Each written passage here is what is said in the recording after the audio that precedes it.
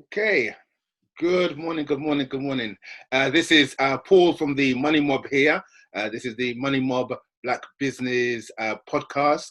I have today's interview will be with our brother, the action coach, Mr. Asari St Hill. Good morning, Asari. Good morning. All is good. Good to see you again. Good to see you too. But first things first, how are things going? Very well. I had a record month in May. Absolutely booming. Oh, wow. Very busy. Clients are busy. There's lots of business to be done out there. It's just got to do the marketing. Okay. Because that's the key thing really right now. It's all about the marketing. You know, people who are not marketing, it's all quiet. I hear you. So, I mean, first things first, I think the viewers need to get an idea. What do you do as the action coach? What is it all about? So just please explain to the viewers. Yeah, basically what we do is my role is to mentor and coach business owners in their business. So it's basically the easiest analogy is to look at sports or personal trainer. Yes. If you don't matter where you are in sport, in fact, the better you are in sport, the more likely you are to have a coach. Yeah. And in business, for some reason, there's a psychological thing where people think there's something wrong with having a coach when the best people in the world, all the best business owners and the best superstars in the world all have coaches. That's correct. So there's something to be thought about that, the wrong way of thinking. If you want to be better, you get a coach. So basically coaching and mentoring is basically done like a personal trainer. They decide on their goals. So if you've got whatever your business is, sole trader, limited company, whatever it is, you should have your personal goals. A lot of people have not got very clear personal goals. They might have set them years ago and kind of like been beaten out of them by the difficulties of being in business. So we relook at your personal goals because that's what should really drive you. And then look at the business you need to achieve those personal goals. So we do it the other way around. A lot of people wonder, why do I ask you personal goals? Well, it's just because if you want a new house, want to live in the Caribbean, relocate to Africa, want to go on a retreat for the next 5 years, whatever it is you want to do, that's what I need to know first. And then we can look at the business you have and to see if the business can give you the life that you say you want. Because even getting home for 6 o'clock in the evening to have dinner with your family, you still need a certain type of business to be able to do it. So, does the business need to run without you? Do you need staff? All these things, It doesn't matter how long it takes, as long as you have a vision and a goal that you want to achieve it. So that's basically what we do. And then it's two main ways, just like a gym. You can do one-to-one, which is more expensive, and you can do group, which is a bit cheaper. So if you do group training like yoga or class, martial arts or something in a group, it's going to be cheaper than if you did it one-on-one. And it's your choice how you want to do it. And some people can go for one-off sessions, although you've got to have a lot of discipline to do a one-off session and really make a difference. It's a bit like having a one-off session with a coach in tennis or sport in any way. Yes, you could do stuff from that one-off session, but most people don't have the discipline to be able to just do it on your own from then onwards. But at least it can help you with clarity of vision, business planning, marketing planning, something like that you might just want a one-off just to help you to get over the line, understand where you need to go, and then you go off and do it. So it's something for everyone. Let's put it that way. It doesn't matter whether you're a very small business or you're a multi-million-pound business. It depends on how fast you want to move and how big you want to get. That's basically it. Okay. Now, I know it's your coaching conglomerate is a part of a conglomerate, isn't it? So I wanted to ask you, what was the thing that really kind of drove you to this particular area? What was the thing that really had you thinking to yourself, you know what, this is something for me? Yeah, a number of things. One, they approached me in 2008. I did a master's in business administration in which I graduated in 2008 at Aston University Business School. And when I did my MBA, Action Coach contacted me. I'm assuming they got my name from a list or something of graduates and asked me if I would be interested. At the time, I had a fantastic job inspecting councils. I was working at the Audit Commission, absolutely loved the job. And it would have been difficult to prize me out of it because I would have to get a loan and, give up work and everything. It's a risky situation, right, when I had a secure job. But it was only a couple of years later, we had the Conservative Lib Dem coalition came in and decided to do massive austerity cuts to the public sector. And one of the first things they did within 2 weeks is they said they're going to close the audit commission and they're going to make us all redundant, apart from the auditors who they were going to privatize. So that changed everything. Within a year, most of us were made redundant, and I was out of job. And the market, people sort of forget back in 2010, 2011, how the economy was on its knees. Yeah. Public sector jobs were hard to find. It was very difficult to get jobs. So Action Coach was a great option for me. I spoke to them again, and I really went through due diligence, and I knew it was a fantastic organization with fantastic values. So it was easy for me to make the decision to make the transition to get a franchise. Okay. And that was it. I was in Vegas by November, December 2011. I was doing my training in Vegas. Wow. When was the actual organization created? It was 26 years ago in August. Oh, so wow. it's almost our 26th birthday. So it was started by a guy called Brad Sugars. He's a multi-millionaire, very rich guy. He was a millionaire at 23, grew up in Brisbane in Australia. And then he decided to, because he was so successful, people kept asking him, how did he do it? So he started coaching them, and that was the beginning of business coaching. And then he moved it to the US because it's a bigger market, and he located to Vegas, and that's where our global headquarters are. Now you can do the training in the UK, but in those days, you had to do the training in the global HQ. Okay. So you had to fly over there and do it over there, which was a great experience for me. You know, it wasn't exciting as it sounds, because most of the time you're just in a hotel. But it was a great trip, nevertheless. You still got to see some parts of Vegas, you know. So it was interesting. And give us an idea, what's the philosophy of the business? Yeah, the philosophy of the business is that, you know, our kind of slogan is world abundance through business re-education. So, you know, and world abundance means that we have abundant mentality, which means that the opportunities are massive. And it's interesting because if you talk to the Black community, one of the things that we often look at is that we're a minority in the UK. We're a small population, maybe about 1 million to 2 million people out of 60 million. So opening a business where it's just structured around your own community is a very limited marketplace, especially as even if you say we have 2 million of us in the UK, we're not all in one concentrated area anyway. Most of us are in London, then there's in the major cities. So to open a business around your own community can be a tough gig unless you're very, very niche, like, you know, barbers, obviously, and hairdressers, that kind of stuff. But if you're looking to really grow your business, it just goes to show that our philosophy of world abundance means that if you look at this COVID situation, it's really opened some people's eyes, including mine, to realize I could be providing coaching services to anywhere in the world. Anywhere that I can speak the language, I can provide coaching services to. Lots of African countries right now, there's only 1 hour time difference. Rwanda, Kenya, Nigeria, Ghana, these countries that are English speaking, predominantly English speaking in terms of obviously a colonial language. And I could be coaching them just as easily as I can coach people in a local area in London. Right. So when we say world abundance, means that there's markets are huge. And if we look at ourselves as a community, there's over 1 billion Africans around the world. If we just went for the African market alone, there's over 1 billion potential customers. So I'm saying to people now, we don't need to think local village. We can think massive, think global. So lots of businesses are scalable. We just haven't had the mindset to think global. And the business re-education is to say, we can re-educate ourselves in business.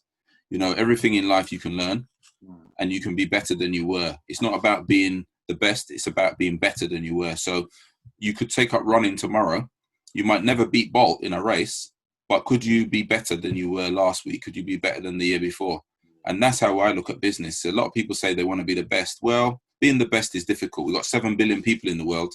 To be number one in a marketplace anywhere in the world is a tough thing. But could you be better than you were? Could you improve your cash flow? Could you improve your profits? Can you grow your business, double it, treble it? Yes, you can. So it's about saying, you know, can you improve? If you took up tennis lessons, you don't necessarily need to beat Roger Federer. You don't necessarily need to beat the world number one, but you could play tennis at a higher level than you play now. Yes. And be better at what you do. So that's really where the key issue is. It's just about saying how we can improve. So that's our philosophy, is that everybody can grow and develop. And you can learn to do business a different way to how you learned it at school or what people think out there in the community. So that's one of my main jobs, to help business owners to think differently, So they learn the skills and the techniques that the big businesses use to use it on a small business and have scientific growth rather than just kind of guess. You know, people say the life of hard knocks, the worst possible way to learn. If you're going to teach your children how to run a business, why would you say to them, well, just go for it and just do your best and just hope for the best and you just learn from your mistakes? Why would you ever advise anybody to do that? To gamble your money, start a business and just see how it goes. That's a madness kind of a way of, if you think about it, it's a crazy way to approach business. Why would you not start with a business plan, set goals and a marketing strategy and get support to know what you're doing? Why would you just open we see it all the time, don't we? A Caribbean restaurant is opened at 1 month, within 6 months it's shut. Why? No marketing strategy, no business plan, hasn't really thought it through. And you know, these are the challenges. Business is difficult. And it's classically, even this time, it's kind of, I think it's crazy. I live in Chingford in northeast London. I've had one leaflet in 3 months since this whole lockdown. I've had one leaflet, three leaflets through the door. One was a pizza company. One was a estate agents last week when they reopened. And one was some trading guy, I think did landscapes or something. That's the only leaflets I've had. I always check everything that comes through because I'm a business coach, right? Mm-hmm. And you think of all the restaurants that have opened locally or doing deliveries, not one of them has contacted me or put a leaflet through the door to say we're reopened or what the conditions are or what I can buy. And that's the mistake I'm saying that lots of businesses make. So it's really important more than ever to be doing more marketing, not less marketing, doing more marketing now. Mm-hmm. To tell everybody that you're around. So, you know, we get less leaflets through the door than we used to. So if you have a good leaflet with a good local offer and you're just telling everybody you're open. I mean, one of the biggest things is not even knowing you're open. That's right. I mean, like Westfield. Westfield's the biggest shopping centre in the world. Sorry, the biggest shopping centre in Europe, right? Westfield, East London. I subscribe to their newsletter because, you know, when you get the Wi-Fi, you join the Wi-Fi when you go to Westfield. Yes. And I used to get little newsletters. Since this lockdown, I haven't had a single thing from Westfield. So I have no idea if they're open, shut, what's the situation. I'm not going to drive all the way down there to find out. Yes. But I heard that Waitrose is open and Marks & Spencer's is open. Yeah, right. The food part and some other things are open. But right. How would I have known that? Yeah. Because they've not made any contacts. So even big companies make the same mistakes as smaller companies. They should be keeping us informed at least once a week of what's happening, what's available, what's open, when it's likely to open, that they're going to do social distancing, etc. Because by just telling me would remind me, oh, yeah, I haven't been in Westfield for a while. And at least I would have it in my mind to think about whether I want to go or not. And so it's a big mistake right now that people are not marketing. You've got to keep marketing. I think you're absolutely right. In truth, you actually answered my question because one of the things I did want to ask you is that, you know, especially like now when you're starting your businesses, what would be the 3 tips that you actually would give? And I think you've actually answered them. I think it's marketing, planning and having a budget. Am I right? Yeah, having a business plan. Yeah, having a business plan. And the thing is, you don't need a detailed business plan to start a business. But what you should do is do the process of having a business plan. Because what I find with most business owners, spending some time with me, so I normally do a 3-hour session with people on business planning. But what they get from the 3 hours, it's not just a piece of paper that you actually walk away with. Mm-hmm. It's the thinking out loud. It's the processing of the ideas. So at least if you're going to say, right, I'm going to open a Caribbean restaurant in Chingford, for example, right? So if you brainstorm that with somebody who knows stuff about business, even if everything wasn't written down and you had exact perfect plan, but at least if you brainstorm things like, do you know what your costs are going to be? What's your basic overheads? Do you know what those are? Have you got those written down? Are you sure you know all of those things? Licenses, insurance, council tax, etc. You've written all that down. Staff costs, what you're going to pay your staff. Get that all written down. Then have you got an idea of how much you're going to charge and how many people you need based on the number of seats you have in your restaurant? How many people you're going to need per week to make a living and what your margin is on that. So if you haven't even done that basic homework, then your business is really struggling from the beginning because you've got no idea what your income and outgoings are. So that's why I say it's not necessarily having a 50-page document called a business plan, but it's having the discussion and the thinking. Because if you realize you haven't done it or you don't know what those figures are, then maybe you shouldn't be negotiating a lease yet. You shouldn't be committing yourself till you know, right?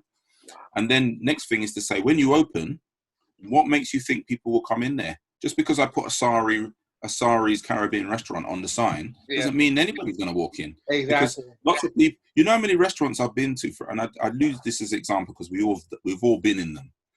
How many times you've been in a restaurant or any shop for that matter, and you go, so Paul, how long you been here? And you say, I've been there 5 years. And I say to you, what? I've been living there for 10 years. I've never seen this shop before. So people make the assumption that because you put a sign up and you opened, that everybody knows you're there. And you'd be surprised how many people have never noticed you for just no reason in particular, but they've just not noticed that you're there because they weren't looking for that specific shop in that specific place, right?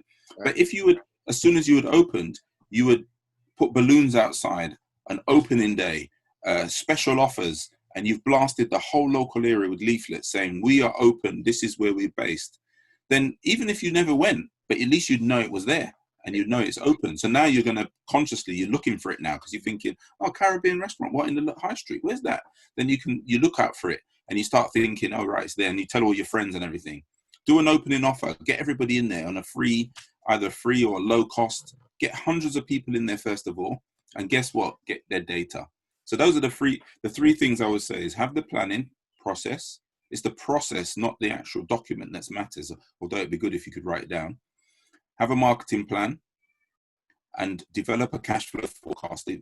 However crude and basic it is, a cash flow forecast will at least let you know what your costs are and what your break-even point is, because a lot of people are really surprised at what their break-even point is and that they don't realize how high their costs are. So that restaurant may be, say it's £3,000 a month to break even.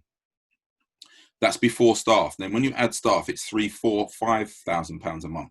A lot of people are really surprised that it's that high. And then when you think of the food you got to sell, you're not selling £5,000 worth of food and drink, because the £5,000 worth of food and drink, when you add on your food and drink costs, you might not factor that in. So you thought 5,000, and then the reality is another 1,000 on top because you got to buy the food and the drinks. So if you haven't thought that all through, you suddenly realize that, oh, I need to actually sell £7,000 worth of food and drink just to stand still, just to pay my way. Now, if I want to make money, I need to go a level above that, £8,000, £9,000, £10,000 a month. And normally it's a lot more than that. You're talking that weekly for a lot of restaurants. That's right. So that's why it's so important to do the maths. If you do the maths and you do the work and you've got that basic little understanding, you think if somebody invested a few £100s with me to do that up front, how much money that could save you when you spent 100,000, a couple 100,000 investing in the fittings, the new kitchen, and the whole cost of getting that lease and everything. And a lot of people, they've been wiped out from these things, because if it goes wrong in 6 months, you've had that place. If it doesn't get relet, you've also got a license that you've got to pay for the next 5 years. Your liability could be 20 grand a year for 5 years, and it's sitting empty. But because you signed the lease, you're liable. So there's loads of these things. So what is a few £100s to save you the risk of that going wrong? Absolutely. You know, it could literally cost you a house, and your whole family could be wiped out as a result of that mistake. So it's a very costly mistake if you don't get a bit of advice up front. You know, you wouldn't go and buy a property and just say, nah, don't worry about the solicitor. I'm just going to go and shake Paul's hand, and let's just shake hands and let me just buy the house, and we'll just do a little side thing. You say, no. I think I better need some sort of lawyer to look at this and make sure that I'm buying a proper property and everything's exactly. It's a man's yard. You know, you'd never do it without that cost, because you just accept that you need that cost up front before you buy something. But people will do a business that might cost even more money than a house and not do all the safeguarding to make sure that, you know, this is going to be more likely to work than less likely to work. You know, so it's very important. Those three things are crucial: business planning, marketing strategy, and a cash flow forecast. And I would say every business today, every person listening to this show right now, if you have a business and you don't have those three things in place, even at a crude level, then your business is still not optimum. It's still not doing what you could be doing, because you haven't got a planned approach. Yeah. A bit random. If you've got no marketing strategy, you might be busy, but busy based on what? And what happens if wherever you're getting your stuff from dries up? Now, COVID is a classic example of what happened there. you've got all these restaurants that did really well, right? Successful ones I'm talking about. They were cleaning up, making loads of money. There's good money in restaurants if you get it right. Barbershop, hairdressers, you name it. There's loads of different businesses that could be quite fruitful, right? But here's the catch. Without a strategy of data collection, the day your business shuts means that you can't contact one of your customers unless you just luckily had a few of them on your mobile phone.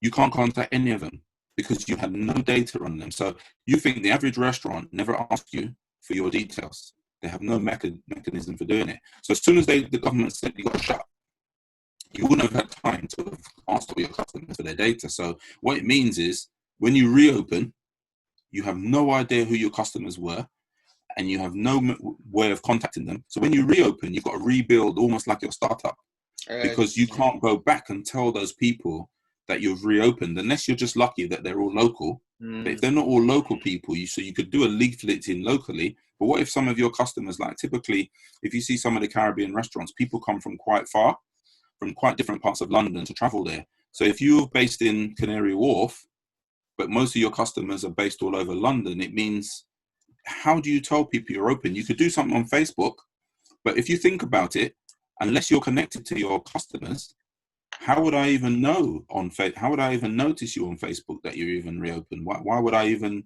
pick that up? You see, I wouldn't necessarily even notice. So social media marketing, people say it's everything, but social media marketing only works if you're connected to the right people. See, somebody in New York or in Thailand that's on your Instagram or on your Facebook, they're never going to come to your restaurant because they're not even local. They're not even in the country. So we have this false kind of reality about it. So I would say that even existing businesses should have a plan, should have marketing strategy, which includes data collection. Because if this happens again, imagine if it happens again and you get locked down again and you haven't got the data, it means you've got the same problem again. So even people who said, right, my restaurant's shut, but I'm going to go takeaway or delivery, right? We moved to delivery, but how would you tell your customers you've moved to delivery? The best you could do is just put a sign on the door. That's about it, and hope that people will at least drive past or something and see it. And a lot of people, they put a sign up about that size. It's like, you got to put a big banner because when you're driving past, you can't see a sign on the door that's written in handwriting. Exactly. It's too small, right? Most people haven't, a lot of places in London, it's difficult to park. So if you put a sign that small, you literally got to assume somebody's going to walk right up to the door and actually read it. Yeah. But if you put a big sign up, now available for delivery, and put the phone number and everything, people can say, oh right, at least they're doing the delivery, so I can give them a ring, So this is what I'm saying, the fundamental mistakes people have made by not having any data. Even if you've got a barber shop and you've got no data on your customers, again, you can't even tell them that you've reopened. There's people walking around with some funny afros and stuff right now, isn't it? Beards and everything. Oh, haven't had a shave for 3 weeks. And how do they know if their barber's open unless they drive past? They've got no way of knowing, right? It's just luck, maybe. It's just luck, you try and search them on Google or something. I've got people, you look at their websites and it doesn't even say they're closed, doesn't say they're open, doesn't say anything. So what's the situation there? And you'd be surprised how many companies I ring, the phone number on their internet, and nobody's answering it. So you wonder, well, what does that mean? Wow. Because if it's not answered, then there's no answer phone. So you think, well, it must be. I'm assuming they're out of business. You just assume they're shut, right? Would you ring them back? No. Nope. Absolutely. If you ring somebody and to see if they're open, even the barber, and they don't answer, you just think, oh well, it's probably not open. Then I'll just find another barber. Yeah. Just ask a friend and just say, right, okay, there's another one up the road. Let's try that one. And once you're happy there, it'll be really difficult for the other one to get you back. That's right. Very, very, very true. Very, very, very, very true. All right. So literally, because I know that time is moving, just a few more questions. You're a part of a franchise, and I know that some franchising is something that that is kind of more and more coming to the fore. I mean, please just give our viewers an insight into franchising, and it, you know what I mean? Yeah, franchising is a fantastic option for business. Two things. If you want to get into business, franchises are much more likely to work because it's a proven model. See, one of the biggest mistakes people make in business is they don't systemize. So one of the things that a franchise has to offer is a franchise has a proven system of getting clients and delivering a service. So if you're a cleaning company, McDonald's franchise, Action Coach franchise, any type of franchise, what you've got is somebody who's proven to have done it already, who's put it into a system, and what you're paying for is the access to the system, the website, and the tools and the systems that they have, but also their marketing techniques. That's the critical thing. Because even if I could find out how McDonald's did everything, right, I could copy it. I could go and work in McDonald's for a year and copy everything they do, write it all down in my notebook, and then go and open McDonald's up the road. But the problem is, if I don't have a marketing strategy, it's really difficult if I said Asari burgers to just take on McDonald's overnight. It's not going to work, right? You're going to have a serious marketing strategy to be able to take them on. So the thing with a franchise, that's the power of a franchise. Now, the other side of it, there's a lot of us in our community who haven't thought about franchising. It's the safest, best way to expand your business. So you think of takeaways like Brown Eagle or some of the people out there that have got multiple shops, right? There are a few in our community who have multiple shops, but the risk is all with the owner. See, every shop I open is a new lease. Every shop I open is a new risk. And every shop I open, if it doesn't work or it doesn't make as much money, I've got a new liability. So I open 8 shops, and if 3 of them don't work so well, that means there's 3 not making money and 5 making money. Now, the 3 that are not making money, I might be able to subsidize them, but eventually I might run out of money. So there's always that risk. Now, the power of franchising is I can open 1 successful restaurant, for example, or 1 successful cleaning company or whatever, and then I ask other people to invest in the other branches. So you've got other people taking the risk on those branches, and they pay me a fee to use my name and my brand and my systems, and then I get a monthly some sort of monthly fee for them staying with my organization, and we might do some marketing and stuff for them. But the thing is, if they pick a nonsense area or a bad area, or they pick a bad shop, or they make a mistake, even with my advice, then they take the risk. They've taken that risk with that place. So it's a great way to expand. If you look at McDonald's is the #1 restaurant in the world. And when I say the #1, it's the #1 in sales and in restaurants, the number of restaurants and in sales. It's not the best restaurant in the world. This is the mistake a lot of people make as well. So franchising gives you the opportunity for consistency.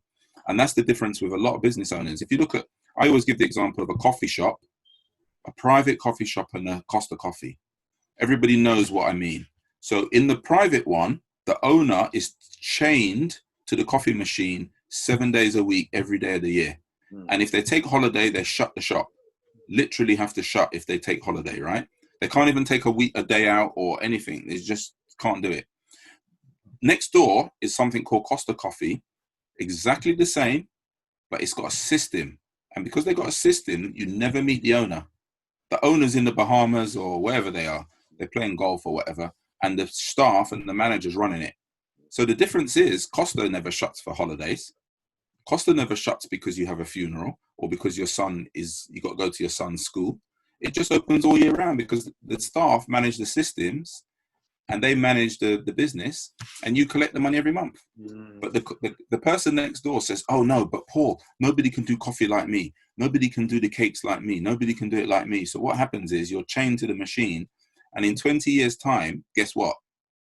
You're still chained to the machine, and you still only got 1 coffee shop, and you're still not making much money because you only can make what money you can make from that 1 coffee shop.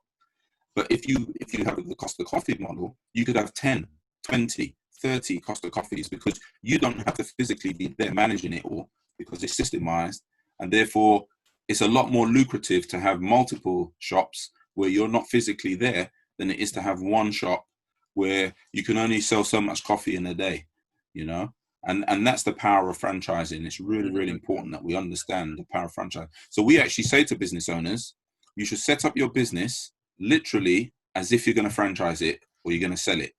If you set it up with that mindset, you start from the beginning that you're going to have a system. And I'm actually going to show you a book very quickly. I'll show you this book, The E-Myth. This is my old copy. I give this to all my clients. Why Most Businesses Don't Work and What to Do About It by Michael Gerber. We give this book to our clients to say, you need to read this to understand the mistake between a good business and a poor business is that you haven't put in systems. And that's the difference between why somebody can be successful in business and be half the year in the Caribbean and half the year in England, and somebody else who hasn't had a holiday for 5 years because basically they can't leave. They can't even leave the country. You know, if they go on holiday with their family, the family's complaining that dad, what's happening? You're on the phone all the time. Can't you come off the phone, dad? You need to be off the phone. But it's because my staff are ringing me all the time because there's no system. They don't know what to do, so they just keep ringing me, and I keep answering the questions all the time. It's like your children. If you do everything for your children, they'll always ask you for the same help. You got to let them go, and that's how your staff should be. So that's the pre-lesson about having a franchise. Fantastic. Okay, so I'm going to ask you before your well, I want to ask. There's still about 3 questions I want to ask you. One, what is your what's your plan for the future? My plan is massive growth, double my business this year. In fact, quadruple it even. I'm even thinking of quadrupling my business this year. That's how confident I am about business, because I think that the opportunities are huge. The difference is that it's like T.R. Vecker says, when somebody says, what's the economy like? He says, which economy do you mean? Do you mean my economy or do you mean the general economy? Because you can have somebody who's a millionaire next door to you and the person on the other property is unemployed. So we all have different economies. If we have the right mindset, we can see that in a country as big as Britain, in terms of economically big, there's how many clients do I actually need? If I have 20 one-to-one clients, I'll have more money than I've ever had in my life. So I don't actually need to have 5 million. Out of the 5 million businesses in the UK, I only need 20. So therefore, it's a very small number. So a lot of us, we have the wrong mindset. We think, oh, I need to get everybody. No, you don't need to get everybody. You often only need a small number. Even if you have a restaurant and you had a database of 1,000 customers and you built up that database to 5,000 customers, you only need, how many can you fit? You can't, if all 1,000 wanted to come this week, you can't even fit them in. So you only need 50 a day, to 50 to 100 a day to come to a restaurant. So as long as you've got that mindset, there's great opportunities. So that's why I'm very optimistic about the future. I believe in growth and the opportunity is enormous. And I'm going international. I've got a new website coming. I'm going to launch soon called AsariStHill.com. Okay, all right. Okay, obviously you got to let us know. We can deal with. It's going to be international. Yeah. All right, good. And also, and then please, let us get your contact details for people who want to get a hold of you. Yeah, the best way is to use this name, Asari St Hill. If you Google my name, my website will come up straight away. Okay. My LinkedIn. I'm mainly for LinkedIn, Facebook, and my website. Okay. If you go actioncoach.co.uk /Asari St Hill, that's my website. But as I said, because my name's unusual, if you Google my name, it will come up number 1 on Google, wherever it is, and you'll get all my contact details, my phone number, all my webinars, all the free stuff that I'm doing at the moment. They're all on there. If you go to my events page, I've probably got about 5 events listed on there in the next week or two. Lots of free stuff that people want to jump onto. It's all available for you. Email, everything. You can contact me easily. So it's very easy to get hold of me. If you've got your mobile phone on you now, just Google that. You'll have my phone number and everything. Okay. Any socials? Sorry? Any social, apart from Facebook, any other social media? I mainly use LinkedIn and Facebook. I don't really use Instagram and I don't really use Twitter. Okay. For my business, I see it as a better waste of time. All right, cool. And the last question I wanted to ask you, just give us an action tip as the action coach. Oh, that's a good one. One of the tips I would give people is have key performance indicators. You know, the bottom line with anything, accountability. If you don't want to get a coach, then at least have some performance indicators, because it's a bit like if me and you were working together, Paul, and I was doing your fitness training, you could come with any bluster you want. If we met every week, you could say, oh, I've been tired. Oh, it's been COVID-19. Oh, this, that. You could give me all kind of bluster and excuses. But if I said to you, all I want to know, Paul, is get on the scale. Just get on the scale. That's all I want to know. Are you losing weight or gaining weight? I don't want to have all excuses. Yes, I've been tired. Yes, I've done this. What? No. Let's forget all that. Let's just go on the scale, measure your weight, and we can measure your body. We can measure your fat. We can, and all they are basically is key performance indicators. You see, most businesses, they have a load of bluster. We call it excuses, right? There's always a reason. We call it reasons. Oh, yeah, but the economy is not good at the moment. Oh, we got COVID. Oh, we got lockdown. We've got all kinds of excuses. We say, no, focus on what you can do. And it's all about what you can do, not what you can't do. Yeah. So if I said to you, well, how many leads did you speak to in the last week? How many business owners did you speak to in the last week? 2. Right, okay. Well, if you spoke to 20, would your business be bigger?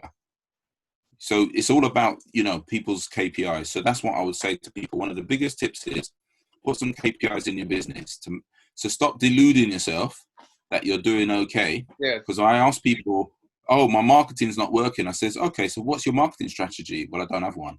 Oh, okay. So how many people are you supposed to ring this week? I don't have a number. Right. So there's a problem. So if you had numbers, you need numbers in your business so you can't lie to yourself. You see, if you report numbers to yourself, you can't lie. You see, you can look in the mirror and say, I look fine. You go on the scale and you go, oh dear, I put on 5 pounds. It's the truth is in the numbers. Yeah. Or your waistline, your trousers. It's if your waistline's getting bigger or smaller, you can measure this. You can actually know if it is or not. Not delude yourself, but just get a bigger belt. That's right. Exactly. Okay, well, Asari, it has been a real pleasure. I've got a lot from this, and I'm sure that our viewers will get a lot from this. So look, we're signing off here, Paul from the Money Mob, and look, you'll see this interview on YouTube, and please make sure you like, you share, and very most importantly, you subscribe and be a part of our movement, and be a part of learning some really key things in regards to your business. So as I said, Paul from the Money Mob, Asari St Hill, and we're out. Thank you.